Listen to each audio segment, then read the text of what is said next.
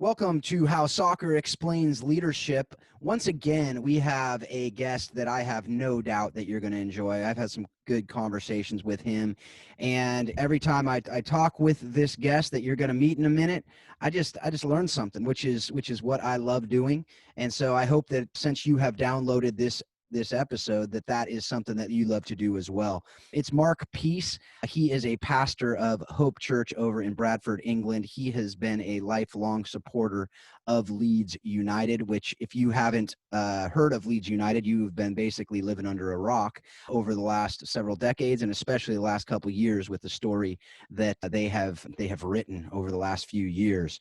Marco Bielsa is their manager, and we're going to be talking a lot about him today. So stay tuned for that. But before we get there, I just want to remind you, if you haven't done so already, go ahead and subscribe to the show. It's something that if you love what you're hearing, you can subscribe. You won't miss an episode. And that's something that I invite you to do. I also invite you to join the Facebook group if you want to take this conversation to another level.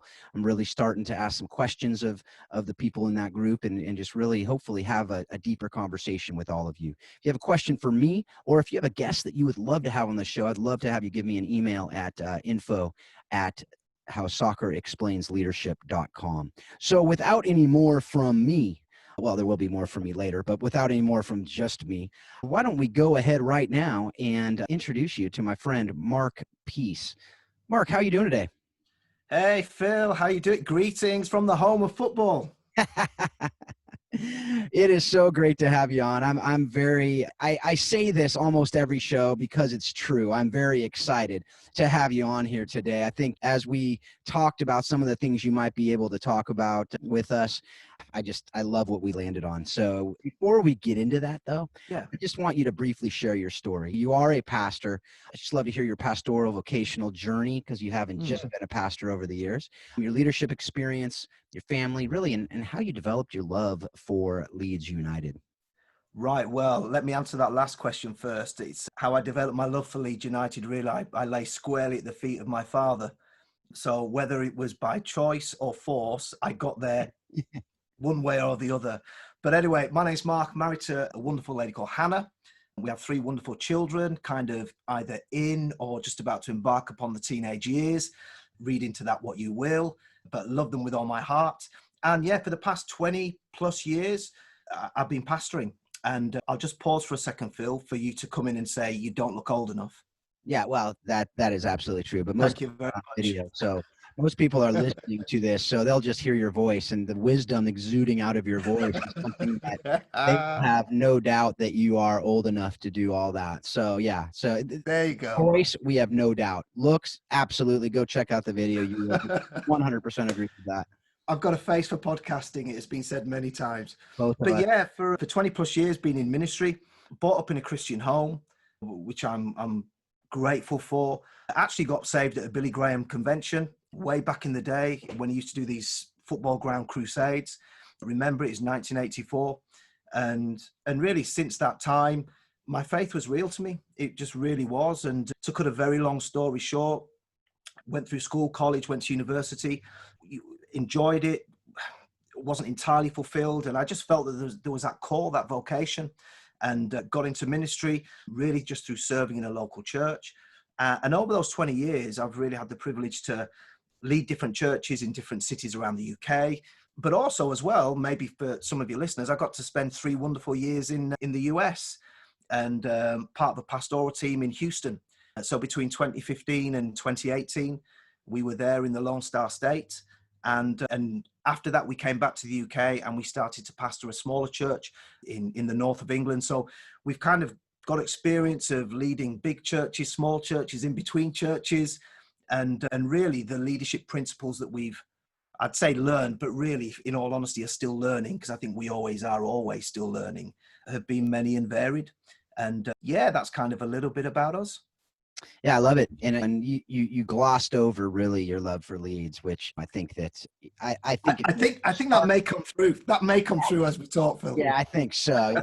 It started maybe with your dad, who is also a good friend of mine, but I think it probably has grown away from just being something that your dad loves over the years.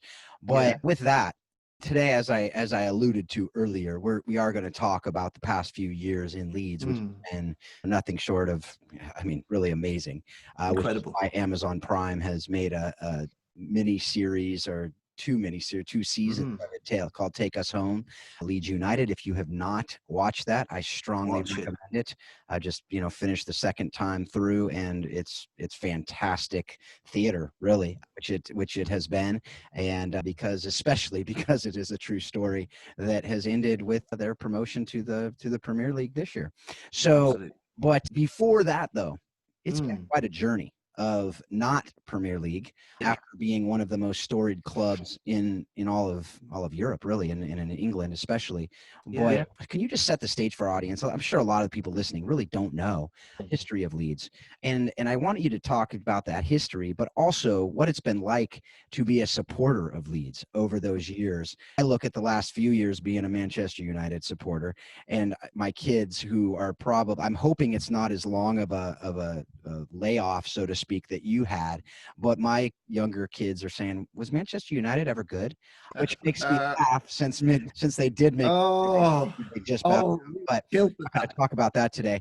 But I do want to talk about that, which is really that story over the last 40 years, Yeah. so that you've been a lead supporter, what that's Mm. been like, and really contrast that with what you've witnessed over the past few years under Bielsa. Absolutely. Yeah. I suppose a little context is good, isn't it? Because it just gives everything its proper meaning. We are, for those who maybe don't know, we are probably one of, not the eldest, but probably one of the most traditional, excuse me, let me turn that off, oldest clubs in the United Kingdom. We're celebrating our 100th year, our centenary year as a club, as a football club. And throughout all that time, we have never been the most fashionable club. We've never been we are quite a traditional blue collar city, Leeds, really. I suppose if I want to draw some kind of parallel, and I could be wrong here, but to take American football as an example, we're kind of like the Green Bay Packers. We're certainly not the Dallas Cowboys. And we've never had the resources that other teams have had. We've never really had the opportunity. We've kind of always really felt like we're on the outside looking in. And football fans being football fans, we've kind of delighted a little bit in that being a little bit different. And really our history is one long, at that 100 years, probably other than a 10 to 12, 15-year period in the 60s and 70s, for any soccer historians out there, we were kind of like the top of the tree. Mhm. And then probably another 3 to 4 years in the 90s, pushing into the early 2000s, where we were in the Premier League. We made the Champions League semi-final. Apart from that time, really, we have been the definition, if you can Wikipedia and Google this if you like, we've been the definition of average. And that's been tough, particularly when this has been part of the problem for our club. Is that, by the way, kind of today we're kind of looking at this like a case study, if that's all right, so to kind of put some of these principles on. But when you're a club that has had some success, you always feel like, when's the next time? I suppose some fans have a sense of entitlement, feel that we should win everything, every competition we ever enter. And probably for about the past 16 to 20 years, before we got promoted this past summer, we have been languishing in the nether regions of the footballing wilderness, not just in the division below the Premier League. We spent a good 3-4 years, I believe, in the division below that. I've got no idea what the US equivalent of that is, but we were so far away from the promised land that it wasn't funny. And the amount of coaches we'd had, the amount of owners that we'd had, they'd come, they'd go. We'd have 3 coaches in a year, in one season. I mean, how on earth you can try and build something to last or get some kind of stability? It just was not there. And then suddenly we get taken over by this guy, Andrea Radzini, Italian businessman with a bit of a sports media background. He takes over.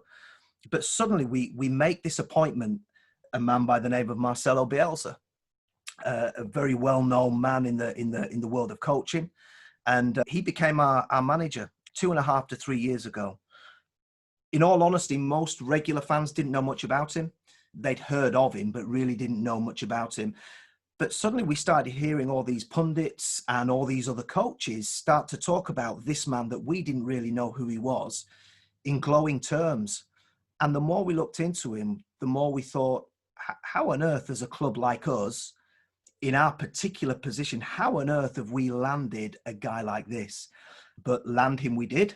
And he came, and the journey started, and the rest is history. And I'm sure some of that we're going to talk about. But yeah, the context and the history, it has been challenging. It has been barren. There has not been an open checkbook. We have not had the means, still don't have the means to go and buy the kind of players that we feel that we would like. And yet, despite all of that, through really the talent of an incredible leader, I've got to say, watching this man over the last 2.5 years, I've taught leadership for years and I've attended so many leadership seminars. What I've witnessed is better than anything I've ever taught and anything I've ever heard in terms of tangible leadership principles being outworked and results being seen. It really has. Yeah. And we are going to get into that, which I'm excited to do. One of the things, though, I did see on that Take Us Home documentary was Bielsa's wife talking about him, right? And you hear things and you watch things and you see the leadership in the movie, in the show, on the whatever, on the field even. But one of the things she said is he studied everything about Leeds as a city, where the people like to go, what they read, how people move through the city. If Bielsa doesn't fall in love with the city, he will not go. He won't go. Bielsa didn't go to Leeds for just the football club. Bielsa went to manage Leeds for the city as a whole. And then I also watched and seeing like that people saw him walking through the city and he was approachable. And is that something that being there, is that something that you have seen and felt as far as that he has made it? And the other thing that they talked about is he makes it everyone involved from top to bottom of the club, fans, supporters, kit men, the administration. He makes sure that he's going around and meeting everybody and making everyone feel like they are part of the club, which he truly believes they are. Is that what you've felt as a supporter of the club in the seats as much as, anybody else? Absolutely. I think he exudes humility. He really, it's a bit of a, there's a tension really. On the one hand, he's all of those things, but on the other hand, he's a very private person. And so I suppose is an introvert really, if I was from the outside looking in, but somehow what he's done, has portrayed himself in a way that people have bought into him. They love the way that he carries himself. He certainly doesn't call himself the special one. Yeah. Although a lot of what he does is very, very special. You listen to him being interviewed, it's always about the players. It's always about the club. In fact, one of the things, I'll just throw this in here, the first things he did, and I think this won the hearts and minds of the people because it was different with our squad. One of the first days of training, they're all expecting to kick a ball around and try and impress the coach. He put all the footballs away and he got them walking, not just around the training ground, but around the small town where the training ground is. Got them walking around for 4 hours, picking up litter, picking up trash. Wow. And at the end, the players are all thinking, these are highly paid superstar wannabe players.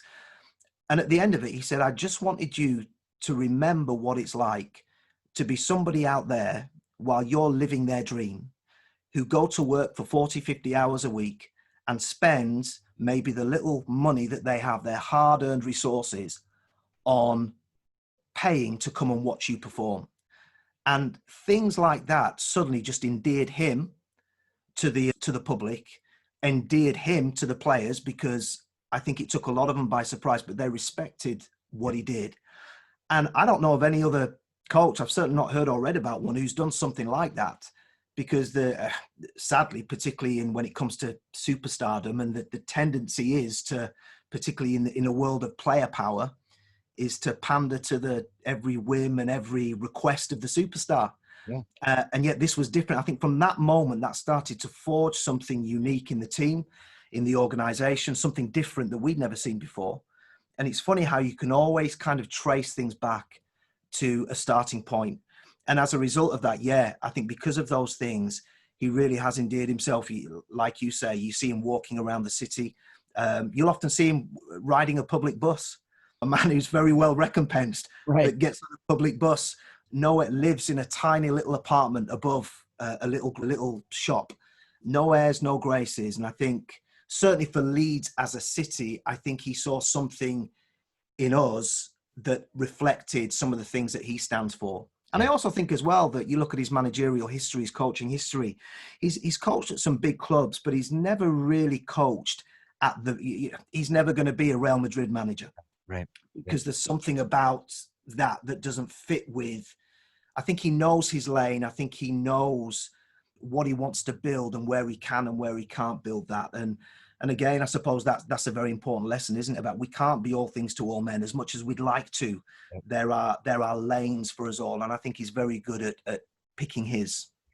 Yeah, I agree with that, all of that. And I want, before we get into the specifics of that, though, which we will dig into that. I want to mine into that a bit more, but I do want to kind of draw back out a little bit more. I love taking kind of the seeing the forest first, right? So Yeah, really I do want to talk about the trees and some of the specific leadership principles. But now let's start at kind of that 30,000 foot view. A lot of people talk about the importance of a leader, but how has Bielsa shown that a leader can actually be the difference in a squad and in a team and in a club, and quite frankly, in a city here? As you said, he has been a leader in the city well beyond the club. And I think part of that comes from the fact that Leeds is the fourth largest city in England. Yeah. And it's only major city to have only one club. So I think part of it comes from that. But can you just talk to that, speak to that from not just from football, but from just life and organizations? Can a leader, and how does a leader, we don't necessarily get into the specifics of how does a leader do it, but with Leeds and with Bielsa, and have you ever seen that in any other organizations that you've led where the leader makes all the difference in the world?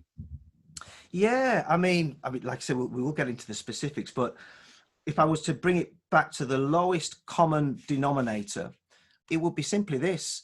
The reason why I can tell he has made all the difference is simply this: results. I've sat through so many leadership seminars and programs and seven ways to build a business and 5 ways to build a thriving church and at the end of the day, if we're all being honest, if you look at the results, you may have enjoyed the program, you may have enjoyed the seminar, you may have had a great time, you may buy all the merchandise. At the end of the day, success is results driven. Now, that can sound a little bit harsh, so let me quantify that. By results, I'm not just talking about are we winning competition. By results, I'm talking about how are we doing as a club? How are we doing as an organization? Are we upgrading our skill sets? Are we becoming more compassionate? It's not just about are we the biggest? Because actually I think you can be the biggest and you can lose. And you can just look at soccer for some great examples of that. And so they just embark upon the managerial merry-go-round and buying success or attempting to buy success. I look at what he's done, what he's built, or what he's building, because he's only been here a couple of years. Right. And it must be working, because for 20 years prior to that, nobody's come close, which then begs me, okay, what is it that you're doing different? It's not that he's suddenly come in and just bought a whole new roster of players. Far from it. He's pretty much working with the resources that every other coach has had for the past 20 years and every manager has had for the past 3 or 4 or 5 years. And I look at him and I just think there must be something about what you're doing that demands my respect and demands my attention, because you are producing something on different levels that I've not seen anybody come close to. Yeah, you kind of alluded to some of that I want to dig a little deeper into right now, which is that he came in and just really changed these same players that were playing. And quite frankly, you say he picked up a couple players. It's not like he came in and brought in the major strikers. He brought in a striker from Middlesbrough, for crying out loud. That's not going to be, a guy who no one had heard of before, right? Who was rejected really by Chelsea. They didn't want him, kept farming him out on loan to different clubs, probably had about 7 or 8 loan clubs, came to us for the first year, and we were thinking like everybody else, he's not good enough. Right. But like you say, suddenly things start to happen. So how is that? How can that be? Yeah, and we're talking about Bamford, Patrick Bamford, by the way, if you didn't know. And he was hurt for a good chunk of that first season, right? So, but these other players are all of a sudden coming out, and the same players he's making into star. And I remember hearing it on that documentary where he's like, Calvin Phillips, he's going to be one of the best in the league. These other guys, he's going to be one of the best in the league. And you hear about that and you go, okay, whatever. But then it happens and you go, wow. Okay. Like there's something going on here that's different.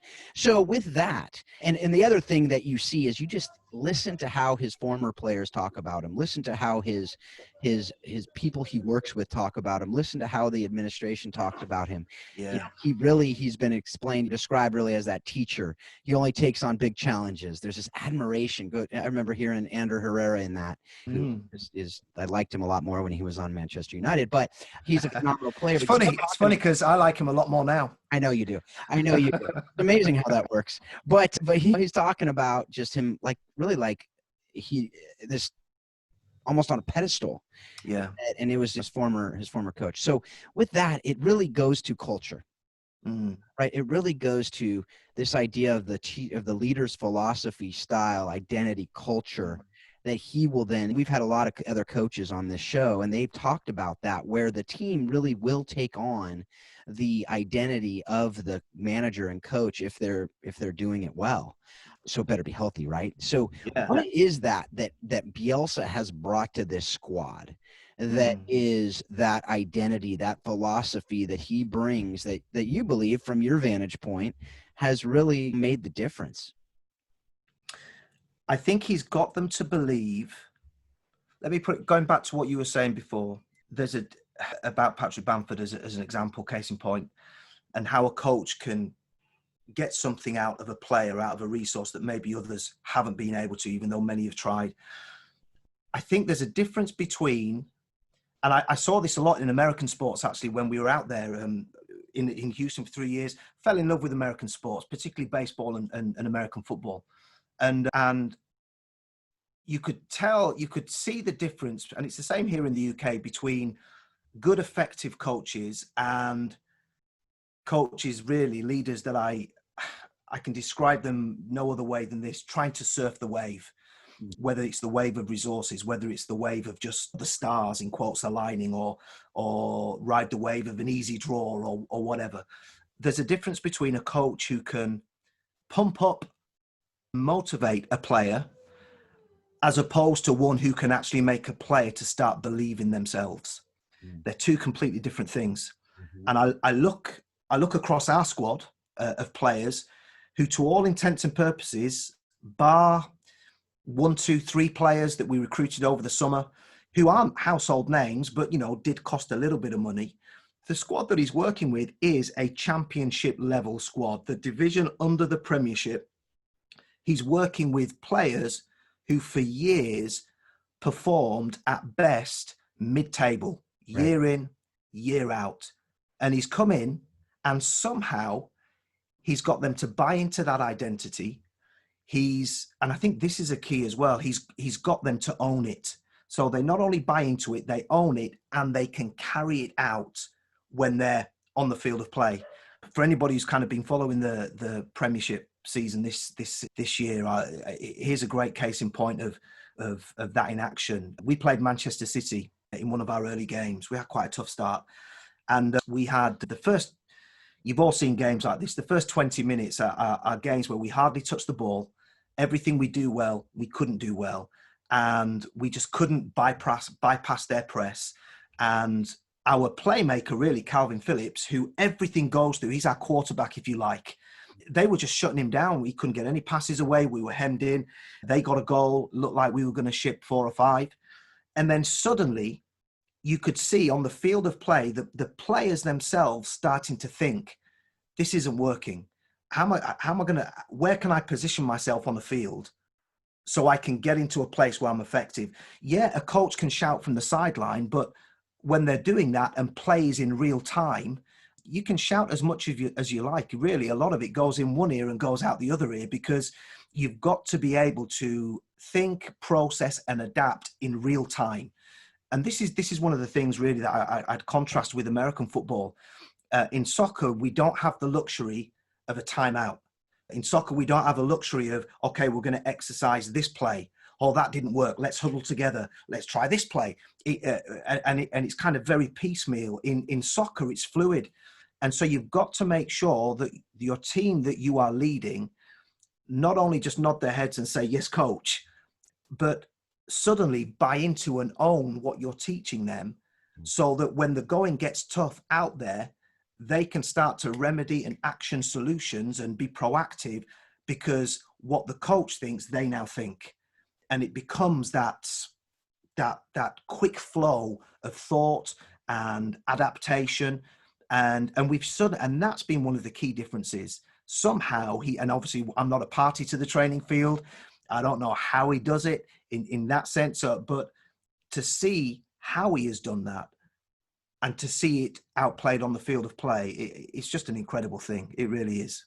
Yeah. And with that, with your leadership, I mean, how have you done that with your organizations? How have you done that with your staff? I mean, as you talked about, you have this idea that, and I want to get back to that, just the actual culture that he's brought in and really the style of play and how he's gotten different people to, as you said, you're not sure how he has gotten to buy in, but I think there is something that is different than how most teams play. And I think that's important to talk about a little bit more, but I want to stick on this the flexibility and adaptability side of things. But with a leader can be one of two things. Well, not one of two. It can be a lot of different things. But in this instance, it can be somebody who is, like you said, and I've watched soccer games where the coach is literally on the sideline telling each player where to pass. Yeah. And it is like robotic, and from these girls were 12, 13, 14 up to 16, 17. And it was not fluid. It was just, and they were fearing that they were going to be making mistakes. And, they can't think for themselves. Yeah, it leads really to a toxic environment. Versus, like you said, where you instill in them what you want them to know, who you want them to be, what your culture is, who you are as an organization, who you are as a team, your style, and you say, go. Yeah. And then they have freedom within those parameters. They have freedom within that structure, which usually leads to the best. But how have you been able to do that in, outside the pitch when you're in these different organizations, or how have you seen other leaders do that? Yeah, I think what that has taught me, and this is quite a humbling lesson, because human beings, we can, if we don't renew our minds, we can be the kings of deflection, or if only, or if I had this, seeing what has happened in my club over the past couple of years has taught me is this: as a leader, most of the time, everything you need for the next step, you already have. It's under your nose. The problem is, a lot of the time we don't see it. So I think you've raised it already, Phil, that you alluded to it in the video that you saw, the Take Me Home. Here comes Marcelo Bielsa, and he's saying about Calvin Phillips, and that was actually at his job interview when the directors of the club flew out to Argentina to talk about his appointment. And when they sat round a table, it turns out that he'd watched every game from the past 3 seasons, every minute of every game in the space of a week, had analysed all the players, didn't even know the players by name, but knew them by number. And these were players that most of us as fans, we wanted them out. They weren't good enough. They're not going to make the grade. And it was at that moment that he was saying, I'm going to make Calvin Phillips the best central defensive midfielder. He wasn't even a central defensive midfielder when he said that. He was a box-to-box, an 8 or pushing a 10. Right. He said, I'm going to make him I call him a 4, but a defensive midfielder. And he had a unique ability to see the potential in what was already there. What everybody else was saying was not good enough, would not work. And therefore, it's taught me this. I might not have everything that I need in whatever I'm building, whatever I'm working on, whatever team I'm trying to put out on the field. But a lot of what I do need, or that will help me to get there, I already have, which then forces me to think and to concede, well, if there's no one there to help me, in the right sense, I don't need that help. Sure, there's a time when we all need that help, and we all need that investment, and we all need that opportunity, and for that door to open. But for me to make the next step, what can I work with? Who can I develop? Who can I who can I make believe in themselves? And I've seen it in church life. I've seen it in education, because I'm an educator as well by profession. When you do that, and when the light switches on in that person, whether it be a player, whether it be a student, whether it be someone in your church family, when the light goes on and they realize that they can perform or achieve or do something that maybe for years they were told, or they were even telling themselves they could never be or never do. I don't think in life you can get anything that is as pure or as rewarding as that. And so I really try and utilize that the best, because it's so easy to be cynical, to dismiss, to think, like I said earlier, if only I just had a few more people, if only I had a few more resources, I could open this part to my business, and then suddenly we'd break through in that area. If only. You cannot live life, you cannot build in the land of if only. And that's been one of the biggest lessons that I am learning. And like I say, I've heard people talk about it in leadership seminars, but in all honesty, this is probably one of the few places where I've seen it outworked, and it's a great principle to live by.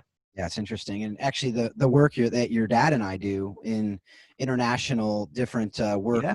on all around the world in the context of orphan and vulnerable children, you hear that all the time. If only we had more money, if only we had more people, if There only you we go. had more of this. And what, your dad and I do a lot of is really just speaking that truth into people that, look, you guys have so many strengths here that are so much more valuable than you see. And how can you use those to do this work that really will likely be much more effective than if you bring people from the outside who don't know your culture and don't know who you are and don't know the style that you are working in, and your community and the relationships and all these other things, right? So, and you see that on the football pitch too, right? You see that all the time when you bring in this other player and they theoretically are great, but they play for themselves, or they don't know the culture, or they don't know the style, or they're used to playing a different formation. And it takes them a while, and sometimes they never get it. And sometimes they just don't fit in that culture. And so that's something that I absolutely agree on. And I have all kinds of memories we're not going to get into today on that. But I do want to get back to that DNA of the team, that culture. And you talked about it earlier, and you alluded to it with Bielsa, where you talked about his humility, right? Jeff Collins talks about that, where you need that level 5 leader has that humility, but he also has that professional will. Right. And really, I think that professional will, the humility is really that learning posture. What an amazing story. He watched 3 years of matches. Yeah. To understand this game. He didn't even know he was taking the job yet. Right. And as supporters, we couldn't even bring ourselves to watch 70 minutes, never mind 90 minutes of abject garbage. And yet he, and in it all, could see the gold. And I'm aware that sounds like a cliche, but that is fact. That is exactly what happened. Absolutely. No, and it's true. And so as he comes in with that humility, but also he has that professional will, and with that professional will, he knows who he is. And so can you talk about that part? That I think the way you talked about it when we were having a conversation beforehand on this, on preparing for this episode, you talked about it like not every business is Apple. Leeds will never be Man United. These are things that, and those are very neutral comments. Yeah. Some people would go, oh, well, why wouldn't you want to shoot? Well, you know what? You're just different. And that's not only okay, that's what makes this world a very exciting and interesting place, but it's also what makes these different organizations and clubs special. So what is it that Bielsa brings to Leeds United that is different? And how do you think, you said you're not on the pitch, but how do you think, based on what you've watched in the show, based on what you've seen in the city, that he has gotten this team to buy into a very unorthodox approach, especially in today's, it's really not unorthodox 30, 40 years ago, but in today's day and age, it's a very unorthodox approach to the game.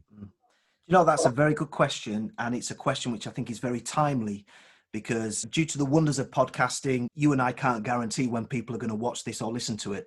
So if I can just date stamp or time reference this, Leeds as a team at the moment, we've kind of hit a little bit of a sticky patch. We've had a couple of not great results. The league at the minute is very compact, so our position is we're 2/3 of the way down the table, but it's all compact and a couple of good results. So nobody's panicking. But already amongst some of the fans, there's talk about it's not working. It's amazing how after 20 years where it definitely did not work, suddenly we're in a better place than we've ever been because of one man's vision. And people are very quick to throw the baby out with the bathwater, or suddenly to question what got you there. Right.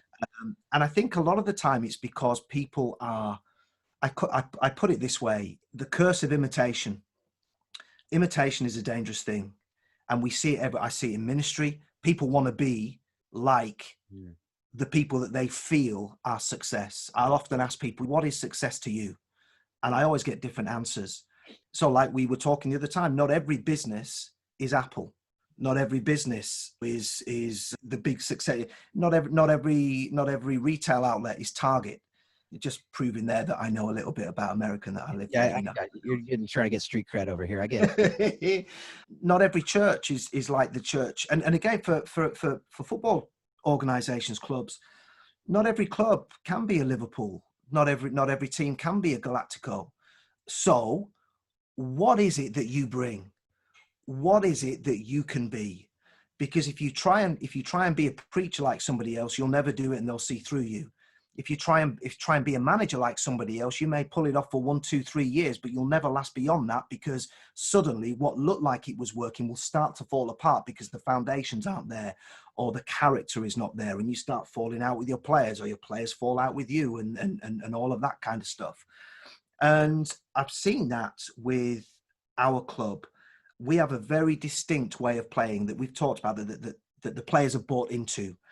And I think the reason why it is proving to be successful to a degree, and that the players are buying into it, because there's a big price to pay for how we play. Physically, it's very demanding. The players are also seeing that it is working. And every human being loves to be a part of something or feel connected to something that is working. We see that in church. If there's church scandal, half your congregation will be out through the door, regardless of them investigating the rights and the wrongs and the truth and the whatever. And because people don't want to be associated with failure. And I look at our club and I look at our players and the messages that are being communicated to them about, I mean, imagine this, a right back following the left winger all the way over to the opposite side of the field of play. Most coaches will be saying, what are you doing? Keep your shape. But actually, we don't have a shape. We have a kind of a fluid, moving, megamorphing, whatever you want to call it. And that's why you'll hear every opponent that we play come after and say, we've never come up against that. It is a different way of playing football. And I think the coach has this mentality. And I think it's risky, but I think it's also positive. He feels like the game, in his eyes, should be played a certain way. So if we're going to play it, we're going to play it in a way that reflects us, not just the coach, but also the players that have bought into it. I look at the EPL history over the past couple of years, particularly the clubs that come up, bar the odd exception. Most of them come up, dispense with the majority of the players that got them there, and try to find a new way of playing to survive. Spend a heck of a lot of money doing it, and invariably get relegated. And then they have the debt to deal with. And then it creates a bit of a vicious cycle. Whereas I think our coach and another, Sheffield United is another example from getting promoted last season, and they had a great first year. They've come up and they've decided, this is what got us here. These are the players that pretty much got us here. So with a little bit of tweaking, we're going to continue the same way. And if it's not good enough, or if we fail, or if we get knocked out, we would rather be carried out on our shield than to try and imitate somebody else and be somebody we're not. And interestingly enough, I think a lot of the successful coaches understand that.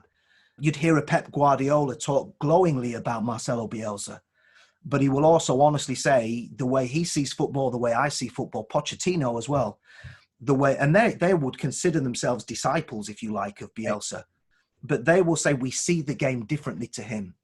So even when he's coaching or mentoring, he's not molding them to be mini hymns. he's giving them what they need to become them. Yeah. And I think he's doing that with the team. So we've got a bunch of average players now who realize that they can compete at this level. And suddenly that does something to you, that actually I can be confident in how we view the game. We can be confident of what we stand for as a team. Yes, we may take a couple of heavy negative results, and we have done. But on the plus side, we're going to win more than we lose. Yeah. To succeed in the Premiership, you're not going to succeed by drawing a bunch of games and having a tight defence. The only way you're going to stay up and succeed in the Premiership as a new club is to score goals. Yeah. Because every team that gets relegated usually gets relegated because they can't score goals. And that's all. The way we set up, the way we play is geared to that. If you score 3, we're going to try and score 4. Now, sometimes as a supporter, I watched the game last night, and we were tearing out. We're so open, we're so exposed. What are 7 players doing, charging into the penalty area? But that's the way he is. That's right. And you'll take the negatives because you think, actually, in the bigger scheme of things, this is what got us there. And I would rather beat us and not make it than be somebody else and fail, be somebody else and just about make it.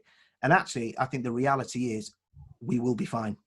And I am aware that I've just rambled for a whole lot of time there, Phil. No, that was good. That's good. And I think that, tell me if you agree with this. Here's my theory on it.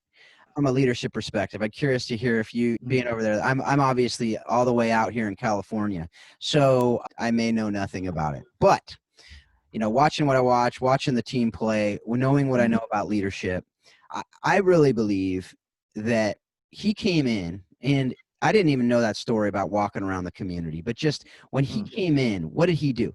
He didn't come in and just say, I know everything, I'm going to do everything. He hired a leadership team around him, or they did as a club as well, but he hired the people that he knew would come in, be stronger, smarter than him, to be able to help round out his leadership. Do you want to know what's interesting about that? Sorry to interject. Oh, go for it. And you don't see this often. He brought with him the team that he takes with him everywhere, which is another leadership principle, really, about who you walk life with. And who is your close circle? Who are your trusted sounding boards? These guys are guys who have been with him pretty much day in, day out through it. So at Marseille, for the 5 minutes he was at Lazio, and then that all didn't work out for promises that were broken and whatnot. In Spain, this core of people have travelled with him. And there was only one guy in Leeds who he kind of brought into the team.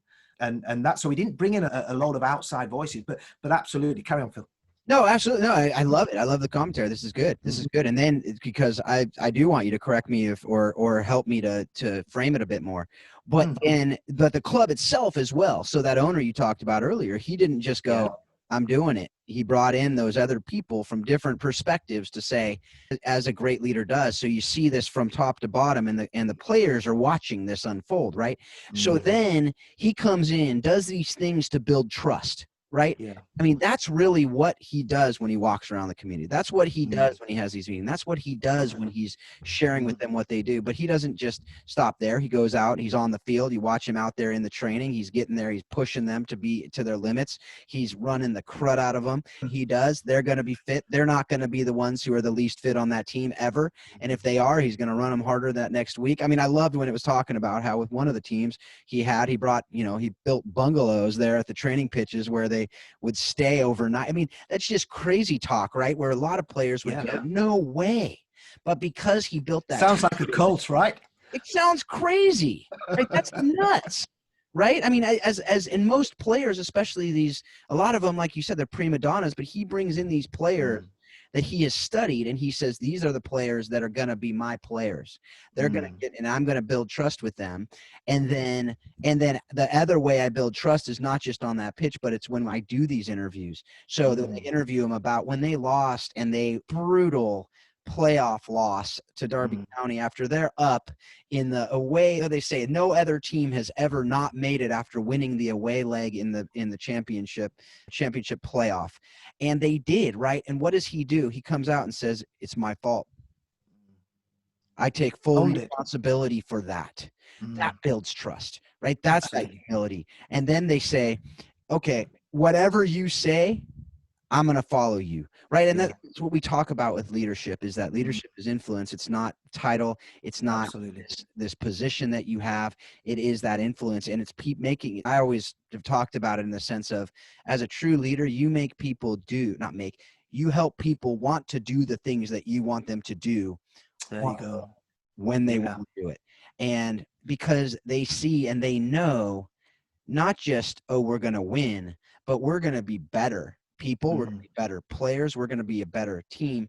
And I mean, heck, you didn't say this, but they come out in the first match ever, or a first match in the Premier League after winning promotion, and lose 4-3 against the defending champion, right? Liverpool, who was killing everybody last year and not giving up a lot of goals, mind you. And this was before they had all the injuries to their defense, and they put up 3 on them. Like that says a lot. So anyway, what do you think of that? That was just kind of a little diatribe there, more than I usually interject. But I'm just curious what your thoughts are on that from a different vantage point and someone who has been right in the thick of it there. Yeah, I think that whole area of trust that you talk about is key, because it's the foundation that allows the players to perform. For us, if you're in business, in whatever field of work you are or calling, without the trust of those that you're working with, there is no foundation to build. And I've seen that in the club. And when those around you now start to demonstrate trust and take on the characteristics, so I'm not talking about becoming a clone, but you start to imbibe that DNA so that it becomes your identity, it then starts to seep its way through the organization. So here's a story that was great. It's probably about a year ago. Leeds were linked with signing a player, and I think the coach rated him, and we've got a guy in the club who does all our transfer business and signing players, and he's the very eccentric Spanish guy, Victor Orta, that if you've seen the documentary on Amazon.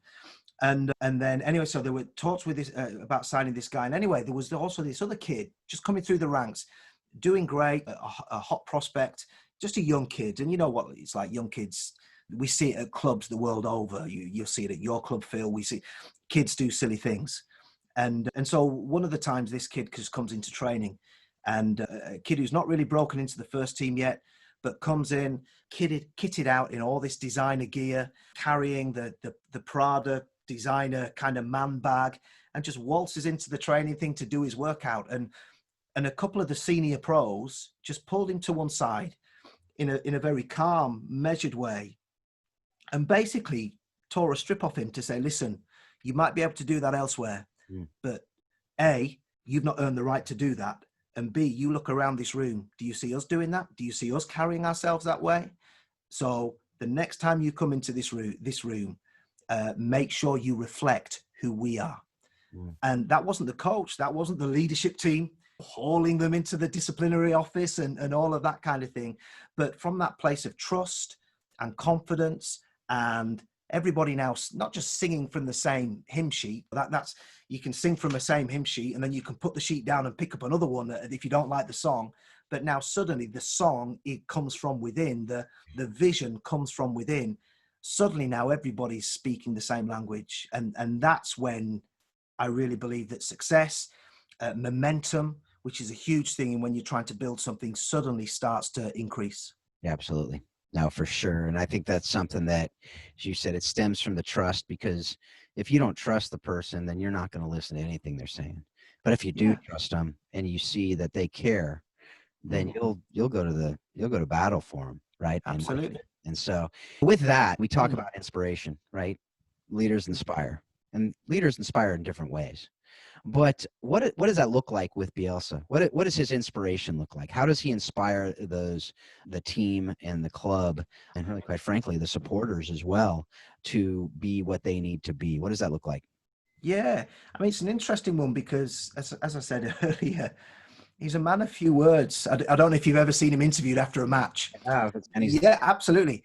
He looks like it's the last place on earth he'd rather be. He looks at the floor. He doesn't make eye contact. It's like he speaks in a very in a very monotone kind of way. There's no emotion. Now, to put no emotion into the Spanish language is something, because it's a very melodic Right. language. It's not German. It's melodic. It's up and down, and it's emotive, and so actually all the stereotypical signs of charisma, all the things that we've traditionally equated with, oh, he's a charismatic leader. Yeah. He's an extrovert.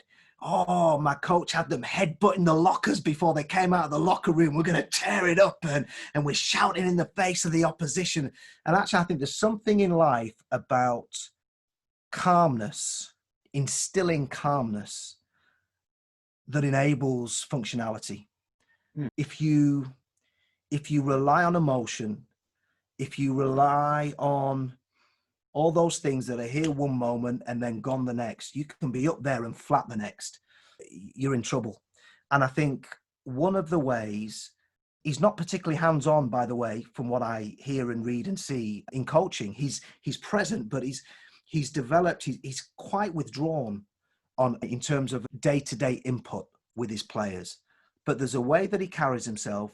There's a way that when he speaks to them and how he speaks to them makes the players feel like there is that connection. And that has got to be a difficult thing to pull off. And I'm not even saying that's what we should all imitate, because we can't all do that.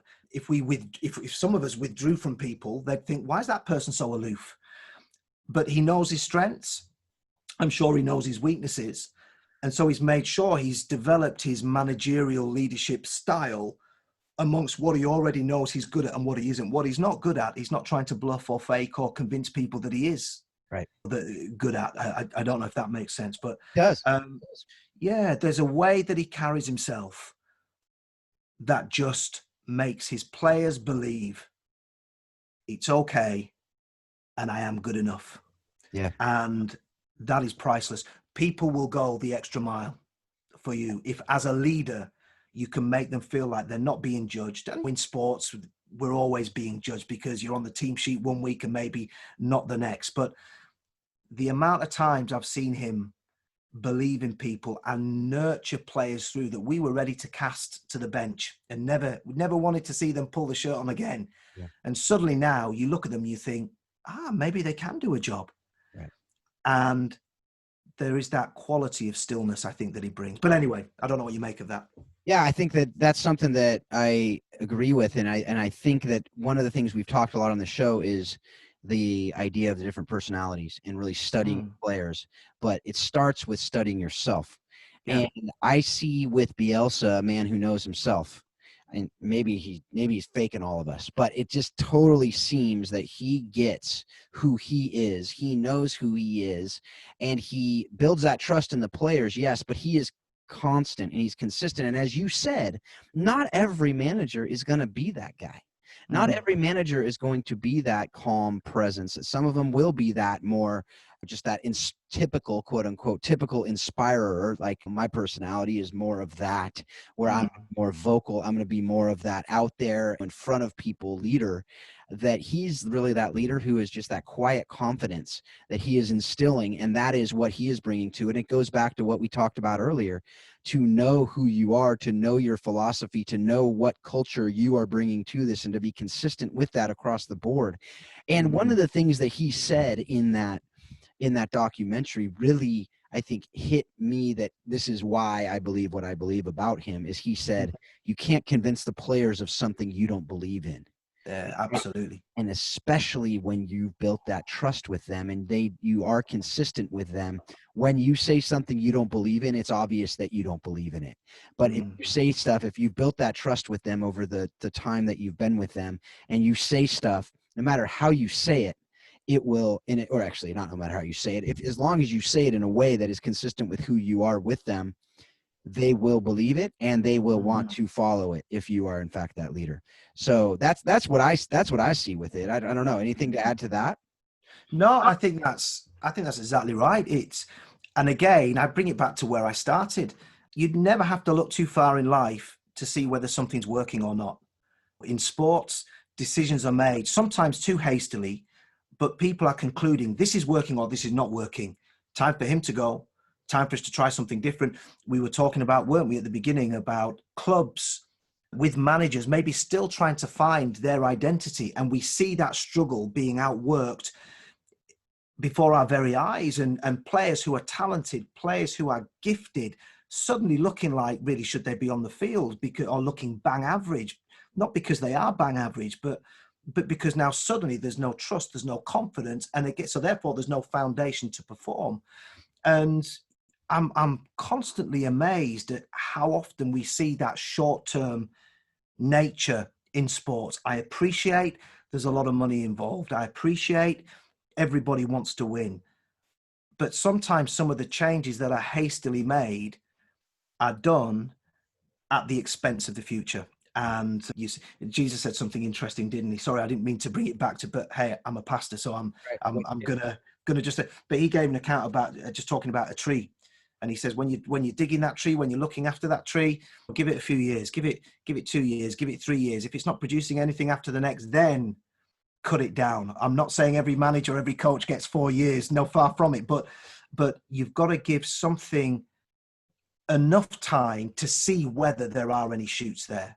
Right. And so there you go. Alex Ferguson got about 3 years. Yeah, he was 2 games from being fired. Right.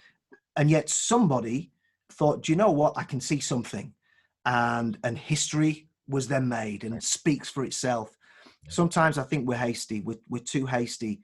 Goes back again to what I was saying about working what's already within your hands. Maybe we've all benched some people in our different outlooks in life, and not because they're not good enough, but maybe we've not been able to see how they're being deployed or what's in them. Maybe we're deploying them poorly. Maybe they haven't got a left foot, but we keep putting them on the left wing. Maybe they're a goalkeeper, but they can't catch. You know, we've got to take that responsibility. Absolutely. How many wingers have become outside backs? So with that, you talk about the future. So here's the thing about a lot of these, whether you want to call them celebrity leaders or just very strong leaders in organizations that have turned it around and developed a culture that is unorthodox, that is different. So how do you prepare for the future with that? Any great leader will prepare for his or her departure, right? And set up the organization for success after their departure. Yeah. What does that look like in a football club, particularly when Bielsa is so different from the rest? I mean, really, I don't know of another, maybe back in 15 with Leicester when they had a very similar, very forward, just let's go after it. But they had a bit, more defensive mindset as well than Leeds. It's hard to be less. I mean, his defense is a strong attack, which is what I remember hearing some of my coaches back in the early 90s. So, but how do you prepare for that future for his departure in that culture of the club to say, it's not always going to be Bielsa. There's going to be somebody else. In every organization, there will be somebody else if it's a strong organization, and it's not totally dependent on that person. I think a couple of things in response to that. Firstly, I'm praying that day never comes, but we all know it will. So we do. We joke with my friends and my family. We joke that, well, we're going to enjoy this ride while it lasts, because this time next year we'll probably have Sam Allardyce. Yeah. And no disrespect to Sam Allardyce, by the way. Yeah. He was successful in how he sees and how he views and how he outworks it. But we know that a day is coming. I mean, he's a 65-year-old man living away from home, has pretty much done that most of his professional life. I think we as supporters are very aware of the personal sacrifice that he has made. That's why traditionally, wherever he has gone, he has worked on the basis with the various organizations of I don't want a long-term contract. I will work on a rolling year-to-year 12-month agreement, which is how it's always been with Leeds. So every end of every year we think, okay, is he coming back? And we know that he is, but we know that day's coming when he isn't. And so I'm going to answer your question from a fan's point of view and then from a leader's perspective. From a fan's point of view, we're dreading it, but we're realists. And we know we have no divine right to succeed. We know that football is cyclical. I mean, look at your team at the moment. Yeah. You have the glory years of the 90s and the early noughties, and now it's cyclical. Liverpool in the 80s, Yep. and then relatively barren, and then it's starting to come through. Manchester City for years nowhere, and have gone built on a different model, but got a great coach, and so it's been their season, and you get the occasional Leicesters, and so we're realists. We know where we are. We know that it won't last forever. The nature of football is you will win some and you will lose some. Yeah. And enjoy the good times and suck up the bad times. Now, from an organization's point of view, how are we preparing, and how are we looking forward? One of the things that has delighted me is our team name is Leeds United. For the past 20 years, we probably could have been renamed Leeds Disunited or Leeds Dysfunctional, because now as an organization, we've had crazy owners. We've had owners who've been out there for their own agenda. We've had owners who have taken out without putting much in. We've had owners who've used us as a stepping stone. We've had owners who have taken the club and withdrawn it from the city. So now there was no chemistry between the club and the city that it was representing. And so actually, even though we talked about Marcelo Bielsa a lot in this podcast, a lot of credit has to go to the owner, Andrea Razzani, because he's been totally different to what we've had before. And yes, he, along with Victor Orta and the chief executive, Angus Kinnear, had the vision to go and get Marcelo Bielsa. But at the same time, they built the foundations as now a club, as a family club, to now reconnect with all of the different areas of the city that it used to, but for the past 15, 20 years, it hasn't. Yeah. So it's built relationships. It's working in partnership with many different charities and social enterprises. It's doing so much good in the community, working with underprivileged kids and not just football education, but education at large. And remember, at the beginning, I was talking about, well, what is success? If it's just about how high you are and how many games you win, then that's a small definition of success, which ultimately will not fulfill because it is cyclical. But now if you add into that other areas, which maybe aren't celebrated as much from the TV screens and from the bleachers and the stands and all that kind of stuff, but you see, here we are contributing to a city. Here we are contributing to a community at large. And here we see now the community connecting with us and buying into us. Then you start to see success that I believe that has every chance of being longer lasting and more fruitful. So I think all those building blocks are being put in place. Yes, Marcelo Bielsa, we may get 1 year, 2 years, 3 years tops out of him, but he will also know, because it's not all about him, and we're starting to see it, he will be putting things in place for the team post Bielsa. Yeah. And it is my hope and it's my prayer that what he's building will last, because you'll have seen it oftentimes, new people come in and they do away with the old and just want to assert themselves. And I think that's something we sometimes badly do in church, in ministry, in business. There is a place for honoring the past. Yeah. Not that it becomes crippling or sets an unattainable bar, but there is a place for that. So a fan's perspective and a businessman's perspective, they're two different things, but hey, that's sports, isn't it? Absolutely. And I also think that, talking about sports, unfortunately, and maybe fortunately, depending on which side of it you're on, when a new manager comes in, they typically completely change everything. And when it was a healthy culture before, that could be really bad for the organization. But when it was a toxic, unhealthy organization and before, then it's usually a good thing. And so you even see that with toxic organizations, when a manager comes in who has a healthy mindset, that team usually has a bounce where they'll win a bunch of games, or you saw that with Solskjaer coming in after Mourinho. But you also, the interesting thing you talked about with Bielsa is when you have a humble manager, they'll usually come in and be able to examine and analyze. The best leaders that I've seen come in and say, okay, what are the really, really good things about the culture? Yeah. Currently? how can we maximize that and make it our own? It's interesting, one of our old, and this relates to a lot of different things. We'll kind of end on this and then come into the next question, which are the last couple questions I have for our guests. But it was actually one of our former guests, Eric Pfeiffer, who we had this chance meeting in the airport, which was a pretty amazing story in itself, but we won't get into that. But he had me share about when I had taken over the organization that I currently run. And I say taken over, it wasn't a coup. It was actually just, that's how it happened.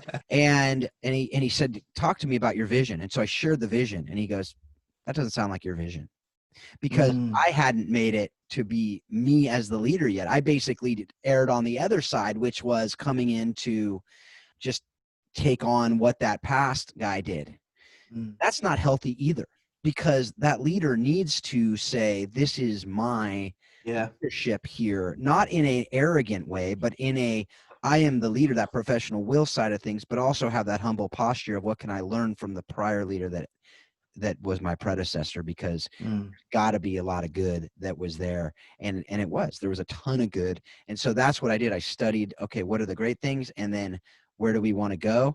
And how do we combine that together? And so that would come, a lot of that would come from that continuity of that top level leadership. So, I mean, an interesting story there, if I can just throw that in, just absolutely backs up what you're saying. And then if we're too long for time, due to the wonders of technology, you can edit this bit out. Exactly right. But well, go for it. Leeds is probably most successful, most famous manager. It was a guy called Don Revie. And he was our manager during the 60s, and that period of time when we were like the footballing force in the UK. And he then went, long story short, he went to get he was promoted to the England job. So he became the national team coach. His replacement was a football coach that I'm sure many of your listeners will have heard of, a wonderful guy, a guy called Brian Clough, full of charisma, very talented, well respected, had a particular view about how the game should be played, which was at odds with how Don Revie, our previous coach, felt the game should be played. And going back to new coming in and not being able to handle the old, it's kind of folklore now here in the UK. But one of the first things he said to the players in the first training sessions, because he thought that Leeds were a dirty team, an aggressive team, that they won really by bullying rather than playing the beautiful game. And so he said to these players who were Norman Hunter, Billy Bremner, household names, footballers who will go down in the Hall of Fame.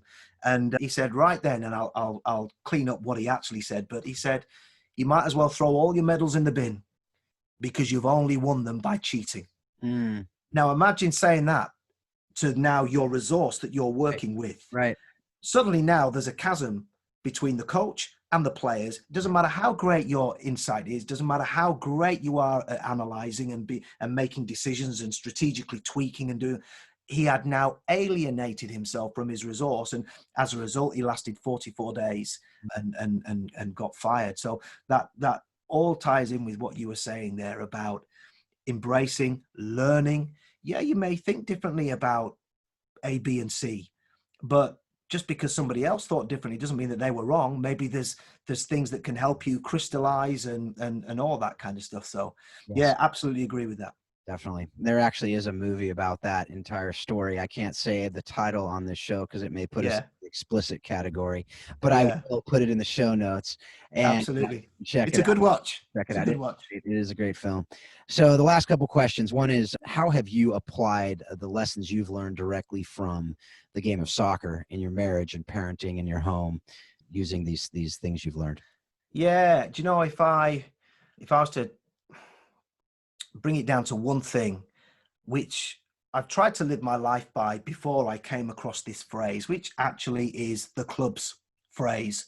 We have this saying, and it's simply this: side before self. In everything that we do, side before self. So as a team, we are not a team with a star player that we build around. That's not us. We certainly don't have the budget for that. Quite frankly, I'm quite relieved we don't have the drama that comes with that and all of that, things being played out in the media and all. But that whole thing about side before self, there are great things that I bring to the table as a player, but it's the team. And so as a father, as a mother, sorry, as a mother. No, I'm not that kind of guy. Yes, I'm not that. As a father, as a husband is what I was going to say. Even as a leader, as a pastor, I always have to ask myself, okay, am I making this decision because it makes my life easier? It reflects well on me. I remember one of the first, I don't know if I should be saying this, but I remember one of the first staff meetings. I was saying earlier on, I've led churches of all sorts of shapes and sizes.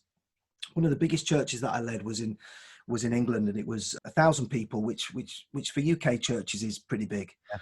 Hannah and I have I love my wife, we're married 21 years, and we're very open. And so we took over this church. We, the first staff meeting that we had, we were all sat in the boardroom, and I don't know, 15 or so people just in a team just sat around that table, and we're making plans and we're doing all this and what should we do and initiatives and all of that. And suddenly my wife and I were always bouncing ideas, agreeing, disagreeing, challenging, pushing back, but in a healthy way. And we were aware that as time was going on and we're asking people for ideas, the only two people, it started, everybody was chipping in.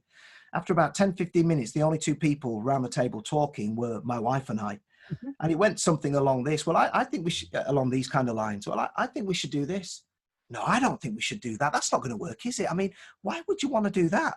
Well, I want to do that because I think this could happen. And suddenly there was just silence around the table. And what that showed me was how uncomfortable many people are in disagreement. If you cannot be comfortable in disagreement, you'll never build anything. As long as disagreement doesn't become personal, right. As long as disagreement doesn't. And so as a husband, as a leader, I now have to make sure that I listen and I take it at face value.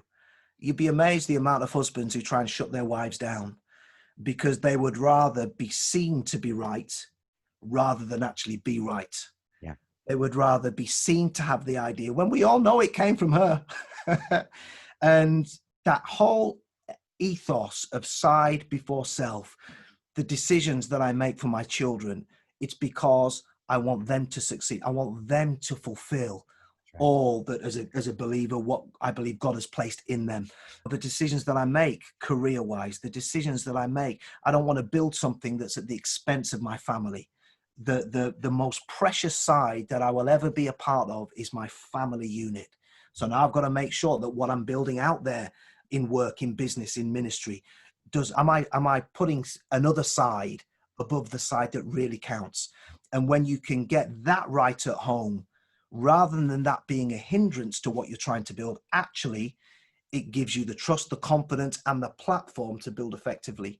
So I don't get it right all the time, as Hannah would say if she was on this interview with us. So forgive me, everybody. I'm striving to be the husband that you all are. I don't get it right all of the time, but that is something that I try and come back to. Side before self. Yeah. Nobody wants to win alone. You win alone, you'll be lonely. So yeah, that would be the thing that I try and live by. That's fantastic. And there are so many opportunities, both on the soccer pitch as well as in the home, to put self before side. Absolutely. And to have a healthy team, to have a healthy, just the way you can, as leaders, if you're doing that, you're not leading. And just plain and simple. Another thing you said there is that conflict, that healthy conflict that's so important. And there's one of my favorite quotes on teamwork and leadership and just the healthy teams is by Patrick Lencioni, where he said, when there is trust, conflict becomes the search for truth. When there's no trust, conflict becomes politics and having to be right. And I think that is so important for leaders to know and to remember, and especially because, and then the other thing that he talks about is if it's a healthy, great meeting, there's nothing left to talk about after the meeting in the hallways. There's no talking behind the backs, no other thing. Absolutely. So with that, the last question we ask all of our guests is, what have you read, watched, or listened to recently, or just in your life, that has most impacted your thinking on how soccer explains life and leadership? Do you know, it's, again, I suppose I come back to My answer to that question will be everything that I've just talked about.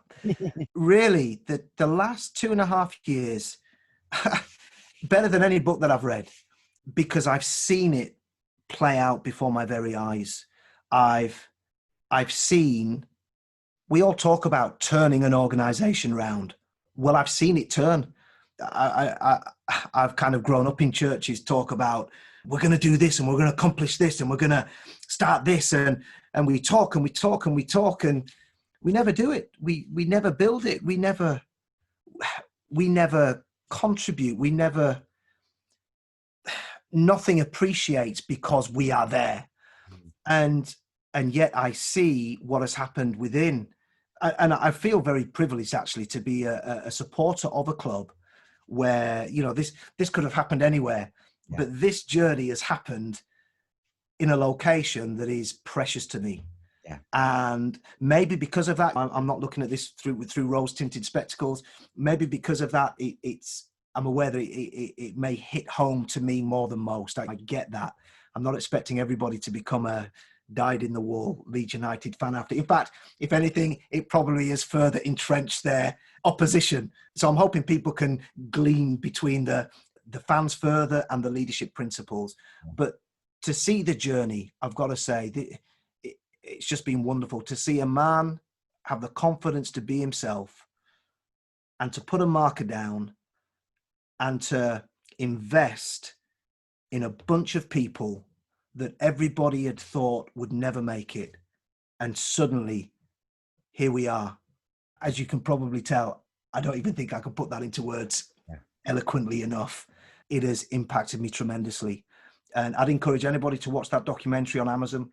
I'd encourage anybody to read any of his stuff, particularly if they've got that coaching.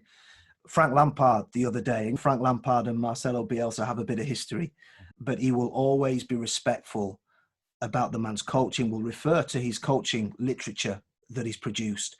And how can it not impact? I suppose my last thing that I've got to say, if you don't have any more questions, is, and this is what I love about him, there was a tweet that came out the other day, so I hope I get this right. And it was in an article that somebody had written. And Marcelo Bielsa started his coaching journey with a club in Brazil called Newell's Old Boys. And he was a player. He was never the greatest player. Interesting, isn't it, how it's usually not the best players that make the best coaches. Yep.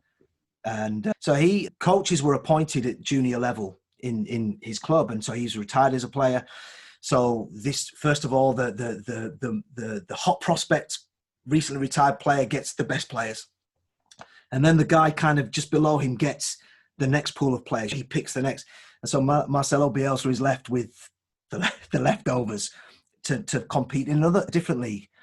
And so at the club, they'd all be playing, training, and all these other groups were playing with the ball, playing football. They'd be laughing, they'd be joking. First training session, Marcelo says, put the footballs away, put your bibs down. And he says, for this whole session, I just want you to run. So they ran. Next day, I want you to run. And they ran. Third day, same again. And by now, the kids are saying, why are we doing all this running? Why can you not see them over there? They're playing, they're having fun, they're learning, they're doing shape. And he said this, he says, by the end of this season, we will outperform those other teams and we will win the competition that we were in. And sure enough, what happened is they did. That's exactly how it turned out.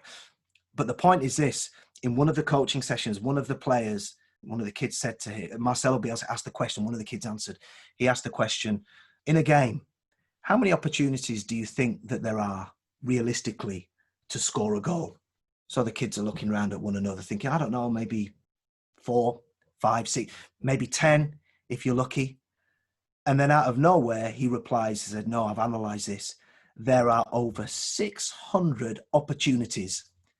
Now, I don't know where he got that from, within 90 minutes of play to score a goal.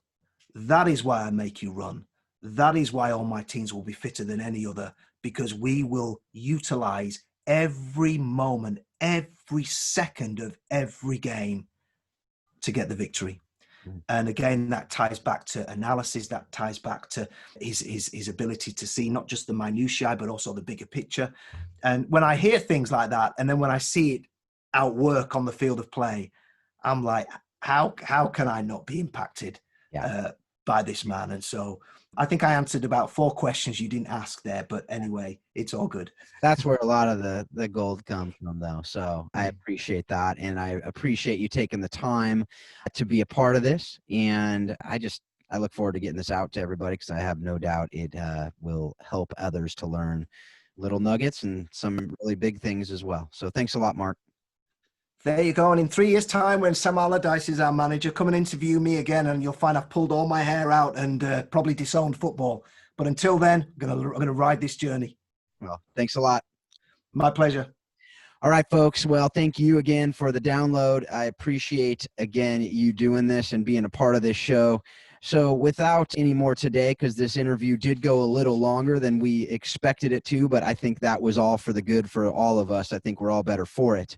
But I do hope that you take everything that you're learning from this show, and I hope that you do go and take a look at that Take Us Home documentary, and you learn from it as well, and you use all that you're learning to help you to be a better leader in every area of your life with everything that you're learning from the beautiful game. Thanks a lot. Have a great week.